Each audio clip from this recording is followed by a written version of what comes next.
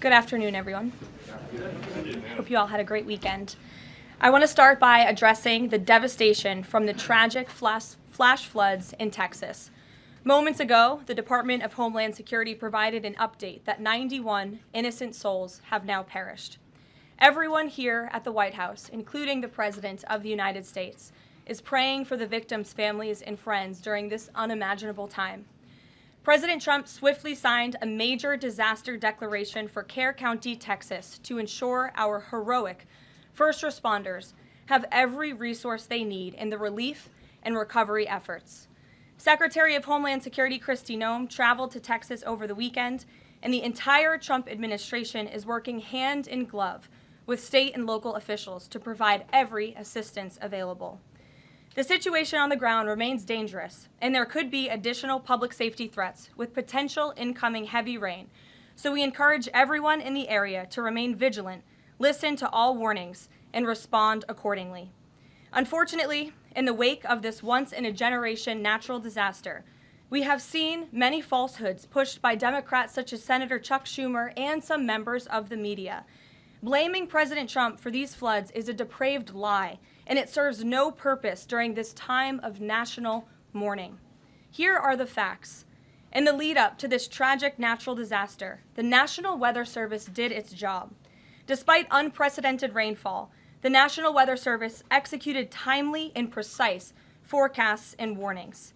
On July 3rd, the National Weather Service office in Austin, San Antonio, Texas, conducted forecast briefings for emergency management in the morning and issued a flood watch in the early afternoon. Flash flood warnings were also issued on the night of July 3rd and in the early morning of July 4th, giving preliminary lead times of more than 3 hours before flash flooding conditions occurred. And the National Weather Service office in New Braunfels, which delivers forecasts for Austin, San Antonio, and the surrounding areas, had extra staff on duty during the storms, despite claims of the contrary. So to any person who has deliberately lied about these facts surrounding this catastrophic event, you should be deeply ashamed. At this time, the administration's focus will be on giving the victims and their communities the support they deserve during these recovery efforts in this tragic time. May God bless the great people of Texas, especially the parents who have lost their children. President Trump loves you. We are praying for you, and he will be traveling to see you later this week. Moving along to some further scheduling announcements. Tonight, President Trump will host the Prime Minister of Israel, Benjamin Netanyahu, for dinner, where they will discuss the positive developments taking place in the Middle East region. Tomorrow, the President will host his 6th cabinet meeting of his second term. Many of you will be invited to cover that. And on Wednesday, the President will host leaders from 5 African nations for lunch in the state dining room. In other news, after the historic signing on the South Lawn of the White House on the 4th of July, President Trump's One Big Beautiful Bill is now the law of the land. Republicans in Congress met the once-in-a-generation moment and codified the Make America Great Again agenda into law. After this monumental achievement, no other president in modern history has worked harder and faster to fulfill their campaign promises than Donald Trump. The One Big Beautiful Bill will get the United States of America firing again on all cylinders. It's safe to say that over the past few weeks, the president has delivered on many, many wins. For the 4th month in a row, jobs numbers beat market expectations with nearly 150,000 good jobs created in the month of June. The American economy has now added nearly 700,000 jobs since January 2025, with American-born workers accounting for all job gains. President Trump drove illegal border crossings to another historic low in the month of June, and Border Patrol once again released 0 illegal aliens into our country.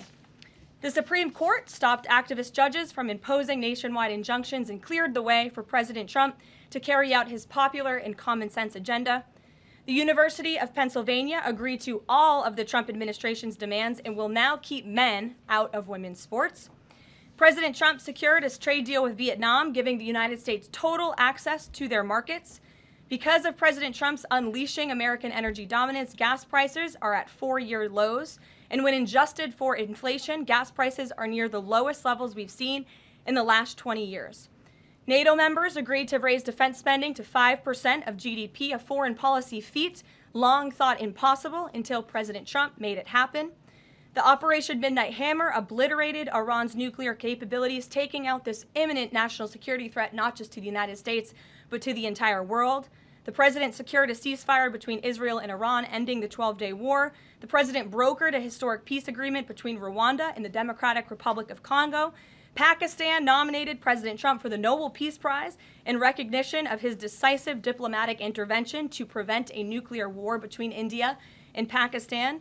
Blue-collar wage growth has seen its largest increase in nearly 60 years, and President Trump has defeated Joe Biden's inflation crisis with core inflation at the lowest level since March of 2021. And just about all of that has happened in the last 3 weeks, and I know you all know it because you've been very busy here covering it along with us. So with that, I will take your questions today as we kick off another very busy week here at the White House.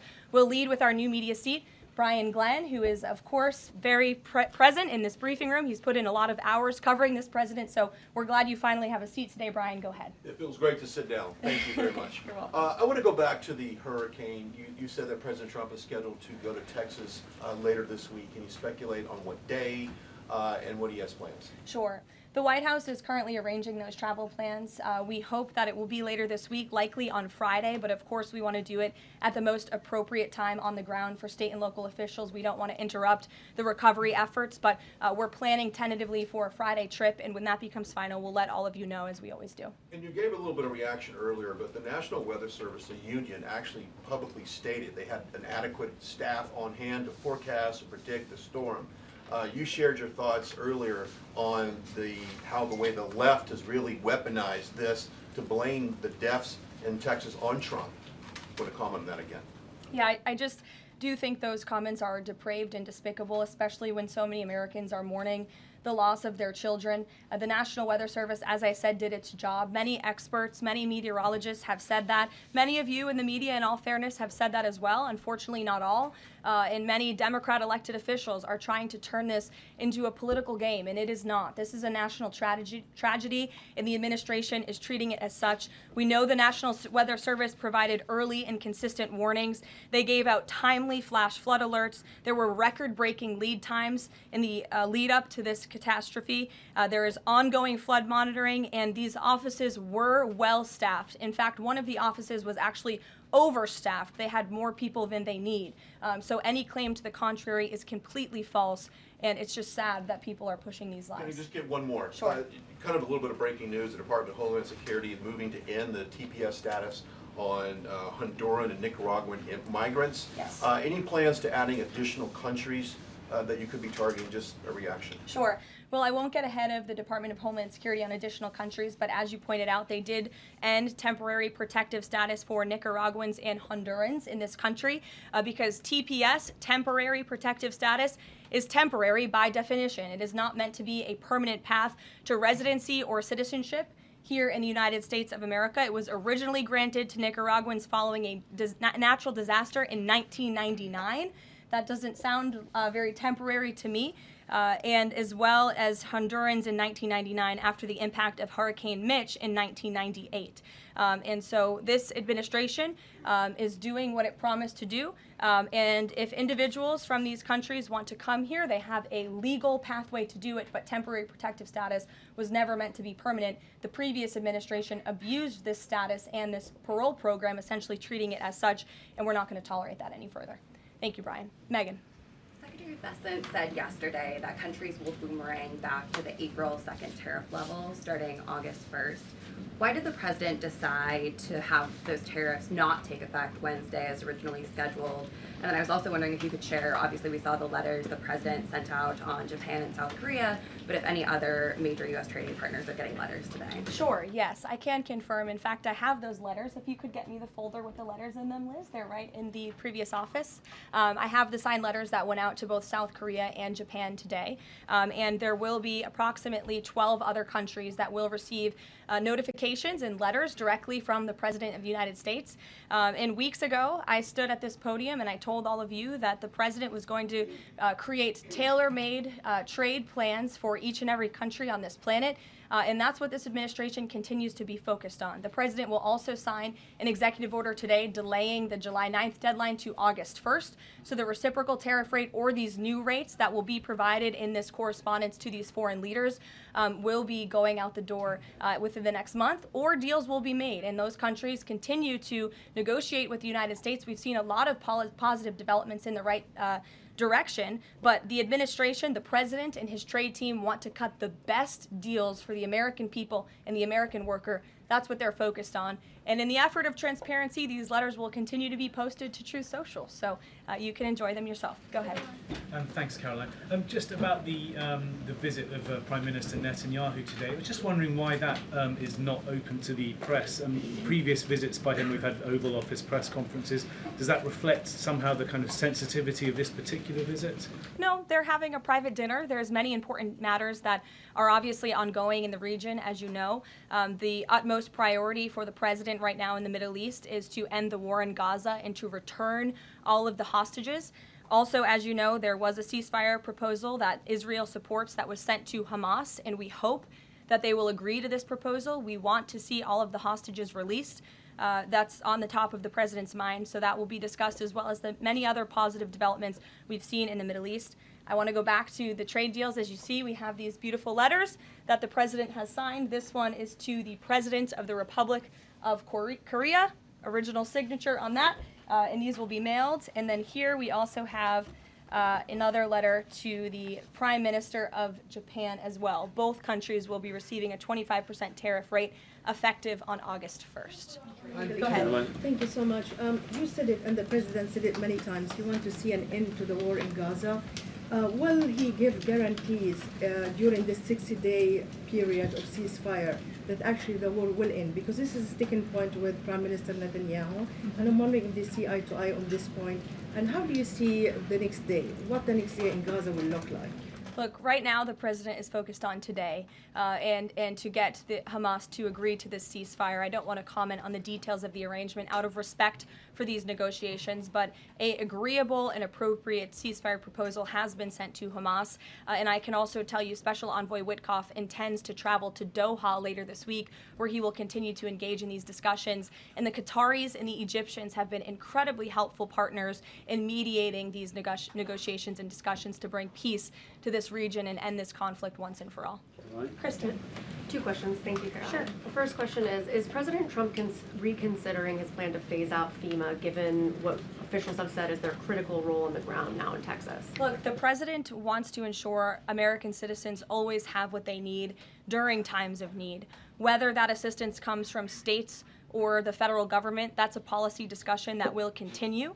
And the president has always said he wants states to do as much as they can, if not more. And in the case of Texas, the state and local officials are doing a tremendous job. And I know the president, Secretary Noem, and the federal government are very proud to be working with them. And the president has promised to give Texas the assistance that they need during this tragic time. Just one follow-up on cuts overall. Over the weekend, President Trump said that Elon Musk was a train wreck.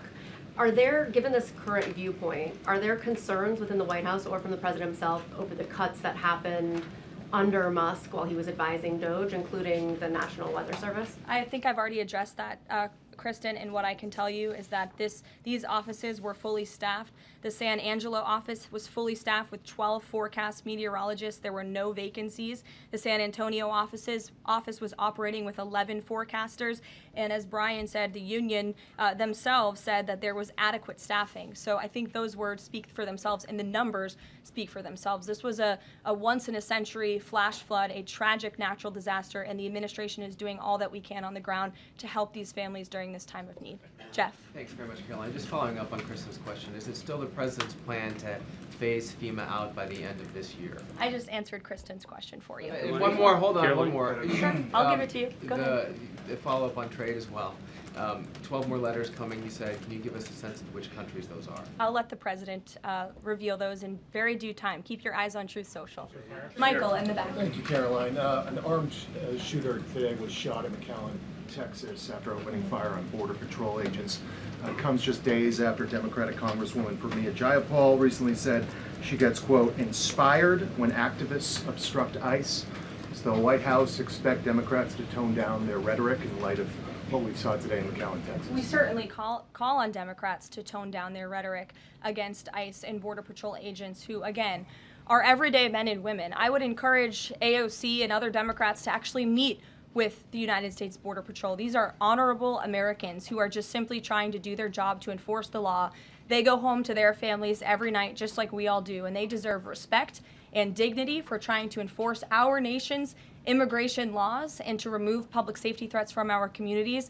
The White House is aware of the shooting that took place today in Texas, and we are working with the appropriate federal agencies to get to the bottom of what happened. Caroline, the DOJ and FBI have now concluded there was no Jeffrey Epstein client list. What do you tell MAGA supporters who say they want anyone involved in Jeffrey Epstein's alleged crimes to be held accountable? This administration wants anyone who has ever committed a crime to be held accountable, and I would argue this administration has done more to lock up bad guys than certainly the previous administration. And the Trump administration is committed to truth and to transparency. That's why the Attorney General and the FBI Director pledged at the President's direction to do an exhaustive review of all of the files related to Jeffrey Epstein's crimes and his death. And they put out a memo in conclusion of that review.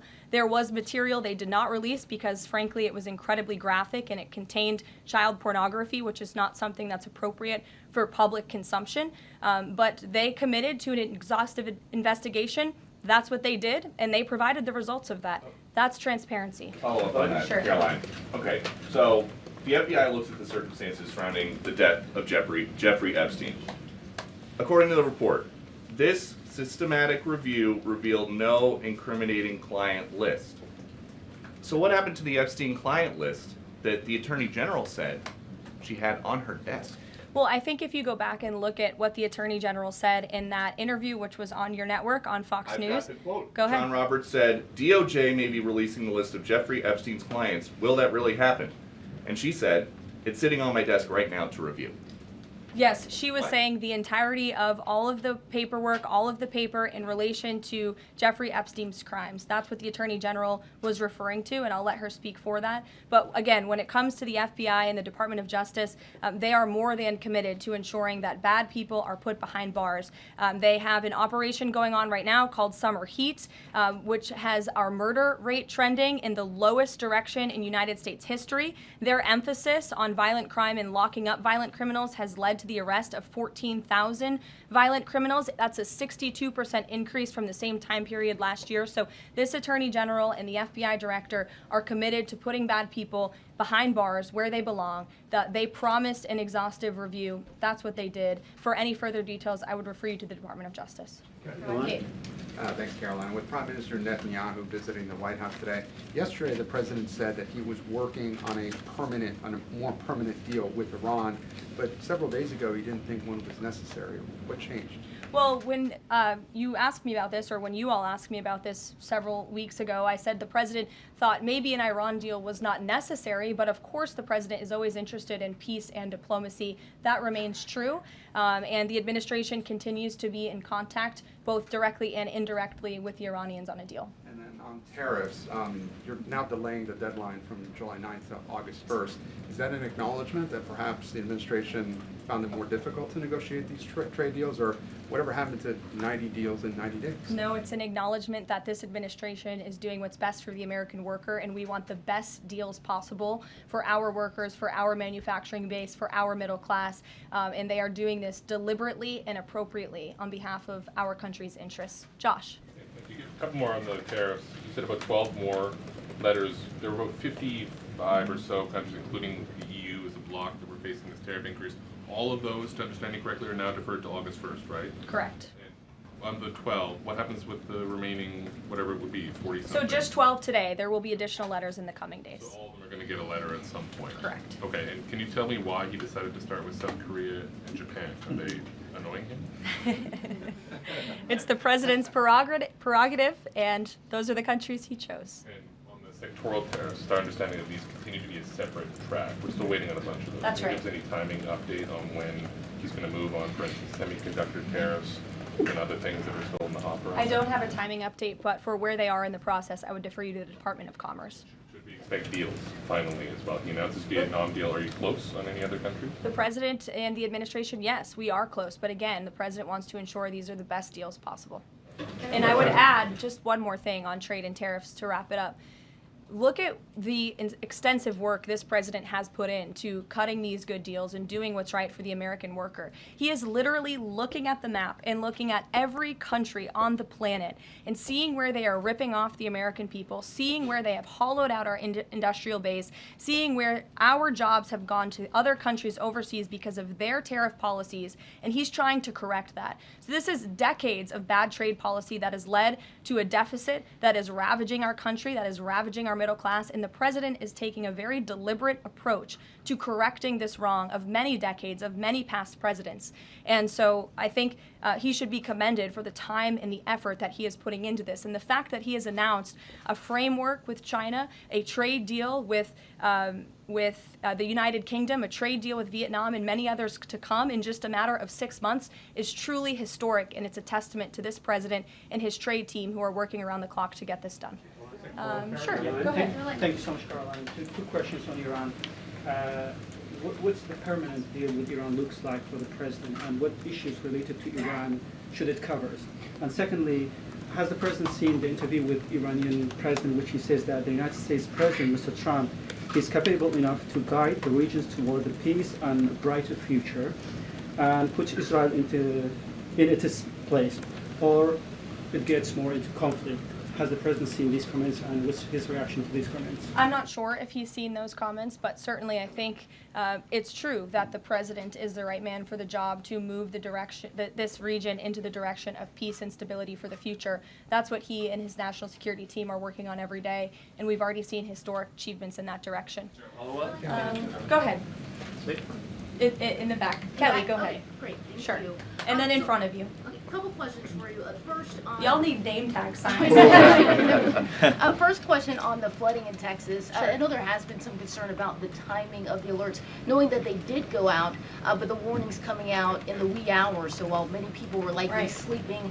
Can you share just details what you know about why those warnings were sent while people were likely sleeping, and then what the administration is doing to ensure that these alerts come out sooner? Well, the alerts imminently were sent out before the flood when people were sleeping, because the flood hit in the very early hours of the morning. So people were sleeping in the middle of the night when this flood came. That was an act of God. It's not the administration's fault that the flood hit when it did. But there were early and consistent warnings. And again, the National Weather Service did its job. On July 2nd, there were initial notices of potential weather and flooding risks were issued. On July 3rd, escalating warnings throughout the day with a flood watch issued at 1:18 p.m. And then later at 6:10 p.m. on July 3rd, the Weather Prediction Center warned of excessive rainfall and a high likelihood of flash flooding. At 6:22 p.m. July 3rd, National Weather Center issued a hydraulic warning highlighting considerable flooding risks, including in Caryville County. And then there were the timely flash flood alerts at 11:41 p.m., 1:14 a.m., and then another flash flood emergency warning issued at 4:03 a.m. just before the flood hit. So those were all of the warnings that went out to the affected area and region. Go ahead. One question on education funding Go for ahead. states and local Appreciate it, districts. Caroline. Two questions for you related to the Prime Minister's visit today. Number one, there's a report circulating that the Gaza Humanitarian Foundation provided a proposal to the White House to build these so-called humanitarian transit areas inside and outside of Gaza. The GHF is insistent it has nothing to do with that proposal. Can you shed any light on whether the White House has received such a proposal, and if so, from whom? I'm unaware if a proposal from the Gaza Humanitarian Foundation was sent to the White House. I haven't seen it, but I can ask our National Security Council. And also a document circulating that the White House is prepared to lift the Foreign Terrorist Organization designation from HTS, the group of President al-Shara in Syria. Can you confirm that that's taking place? Again, I haven't heard that, or I'm not aware of that action taking place. As you know, we did lift particular sanctions on Syria, but we did leave them on for particular terrorist groups. If that has changed, we will, of course, let you know if there's a change in policy, but I'm unaware of one at this time. Sure, go ahead. Me? Hi, Caroline. Thank you. Ahead of and then you can go too, since you're so eager. Ahead of the president's meeting with Prime Minister Netanyahu today, is there a scenario where Israel has made it clear that they will not bring an end to this war until Hamas is decimated? And the president just 5 months ago suggested a potential takeover of Gaza. Is there a situation where tonight the two men will change their posture, and in the scenario that Hamas turns over the remaining hostages, that the war could come to a permanent end, and that they will seek that under that scenario that they would essentially try to bring this war to a permanent end beyond just that 60-day ceasefire. Again, you're putting a hypothetical situation in the air, so I don't want to comment on that out of respect for these ongoing negotiations and discussions that are taking place. But as for the takeover of Gaza, I don't believe the president ever said that. I think he discussed a rebuilding of Gaza once this war is over. This has become an uninhabitable place for human beings, and the president has a big heart. He wants this to be a prosperous, safe part of the region where people and families can thrive, and there will be a need for a real rebuilding effort when the time comes. But right now we need to end this war, and we need to bring all of the hostages home. The president is adamant about that. The war tonight? Look, again, I will let the president speak for himself later if he decides to comment on the details of the agreement, but out of respect for the discussions, I won't do that from the podium. Go ahead. So Congressman Lawler and Gottheimer have introduced a bill in Congress, the Bunker Buster Act, that would allow the United States to sell B-2 bombers and bunker buster bombs to Israel. Is that something the president would support? Well, I don't know if the president's aware of the Bunker Buster Act, but I will ask him and see what his opinion on that is. I'm not sure. All right, thank you. Caroline. Thank you, Caroline. Building off of the question earlier about the shooter in Texas who targeted ICE, Axios reported today, I believe, that Democrat lawmakers were saying their constituents are calling on them to be more violent when they go to ICE facilities, including, I believe, they want them to shed blood, and that they said that Democrat lawmakers should be willing to get shot themselves. Can you respond to that, and do you have concerns that any of these lawmakers might act on the wishes of their constituents? It's hard to believe anyone with morals in this country or decency would say such a thing. Obviously, the White House condemns that rhetoric, and we condemn violence of any kind. This administration is simply trying to enforce our laws, and we must be a nation of law and order. You cannot simply waltz across our border and live here illegally and expect to stay. We are going to enforce our nation's laws, and the men and women who are doing that are doing so in a respectful way. They are doing so within the confines of the law, and they are just trying to do their jobs. And we condemn any violence or any calls for violence of any kind against any American. Go ahead. Thank you, Caroline. I wanted to ask you if... I was not calling on you, but you can go ahead. It's fine. There's a lot of people in here today. President Trump already saw the letter that the Colombian president, Gustavo Petro, sent him apologizing for his comments a few weeks ago, suggesting that there was an involvement from the U.S. government in an alleged coup d'etat in Colombia. And Secretary Rubio recalled the U.S. Chargé d'Affaires in Colombia. Did President Trump saw that letter, and what do you think about the comments from President Petro suggesting that the U.S. has some kind of involvement in a coup? I'm not sure if the president has seen that letter, but I can check with him in the National Security Council. We will get you a response if you follow up with my team. We will find out for you. Caroline? Sure, go ahead. Iris, go ahead. Thank you, Caroline. Thank you, Caroline. On two topics. I love how excited everyone is on Monday. Yes, Raquel, you can go after. On two topics. First, tariffs. The president announced last night that any countries aligning themselves with the anti-American policies of BRICS That's right. will be charged with an additional 10% tariff. Can you tell us more details on that? What specific policies is the president talking about here? What policies should countries stay away from to avoid being subject to additional tariffs? Sure. Well, the president feels, generally speaking, that BRICS is seeking to undermine the interests of the United States. It's the president's utmost responsibility to put the interests of the United States first. That's how he views his job as president. So he's going to ensure that America is fairly treated on the world stage, and he'll take any action necessary to prevent countries from taking advantage of the United States and our people.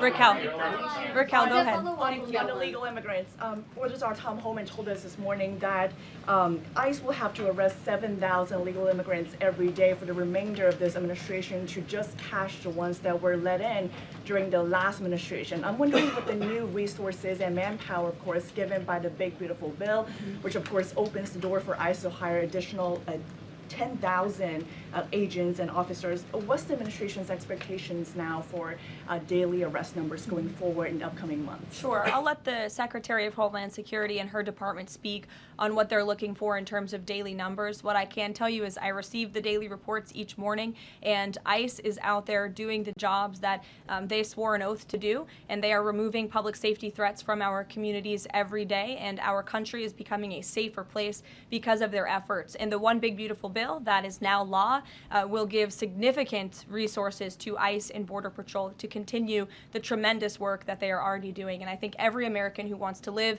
in a safe neighborhood should be grateful for their efforts. Raquel. Thank you, Caroline, so much. Raquel, and then I can go to Caroline, you. so much. And then you, Dr. Harper. Thank you, Caroline. It's a follow-up on the BRICS question. So does President Trump believe that the BRICS are getting stronger or trying to isolate the United States? And how close is he monitoring this summit that is taking place in Brazil right now? He's closely monitoring it, which is why he put out a statement himself. He does not perceive these countries as growing stronger. He just perceives them as trying to undermine the United States' interests, and that's not okay with him, no matter how strong or weak a country may be. Go ahead. Yes, go ahead. Yes. As promised, yes, go ahead. Thank you. Does Trump have a vision for post-war Gaza? You mentioned, he's talking about now the ceasefire, but does he support permanent or temporary Israeli presence in the Gaza Strip? Does he continue to see a continued role for the Gaza Humanitarian Foundation to continue to operate in the Gaza Strip? Well, as you know, because we've talked about it before, the president has directed aid to be moved into the region, and that has been taking place. You've actually seen people in the Gaza Strip yelling out, "Thank you, Trump," for the aid and for the meals that they have received, because the previous administration never did that for some reason. But this president, again, wants to see peace and stability in the region. So as I outlined previously, he views this part of the region as having a real chance at being peaceful and prosperous. But again, we need to end this war. We need to get all the hostages home, and Hamas needs to accept this proposal in order to do that. Dr. Harper, go ahead. I'm Dr. Anthony Harper with the Intermountain Christian News. Thank you for taking my questions. Given the nature of the Palestinian Authority, with their pay to slay, teaching Jew hatred to children, corrupt leaders, and no elections for 19 years, who does President Trump support to govern Area A and Area B to prevent Hamas from ruling? And what is President Trump's position on Israeli sovereignty? Sure. Well, the president believes Israel, of course, has a right to defend itself. As for the first part of your question, you're getting ahead, Dr. Harper. As I told you, the president wants Hamas to accept this proposal right now. He wants to see peace in this region, and he's committed to doing that. Sean.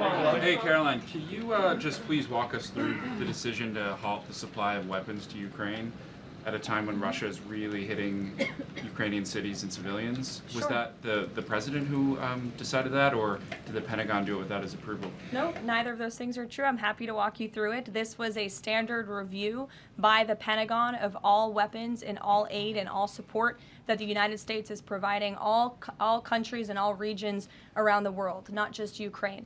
When the Secretary of Defense took office, he directed the Pentagon to conduct this review to ensure that everything that's going out the door aligns with America's interests. So it's a pause to review to ensure that everything the Pentagon is pushing out there is in the best interest of our military and our men and women in uniform. Fran. Two questions on Israel. You suggested that Hamas is the impediment currently to a ceasefire. So if not a ceasefire deal, then what does the president hope to achieve with tonight's dinner with the prime minister? Again, you guys are getting around to a lot of hypotheticals. I don't want to get ahead of the president, but there are many other issues to discuss with Prime Minister Netanyahu tonight related to the region and just the entire world. So this will be a dinner to talk about Operation Midnight Hammer, which was incredibly successful, to talk about peace in Gaza and ending that conflict, as well as many other topics of discussion in relation to Israel and the United States. Sure, go ahead. Thank you, Caroline. Given the fact, this is on the trade letters, given the fact that the president put into effect the tariffs on April 2nd and then put the pause into place, is the president at all concerned that these countries that are receiving the letters won't take them seriously because the deadline seems to have shifted already and may shift again? They will take the letters seriously because they have taken the president seriously, and that's why the president's phone, I can tell you, rings off the hook from world leaders all the time who are begging him to come to a deal. And this administration is working hard to ensure those deals are in the best interest of the American people. And this delay, again, is in the best interest of the American people. And you all will continue to see these letters released on the president's Truth Social, and we will see you all later. Thank you, guys. Thank you.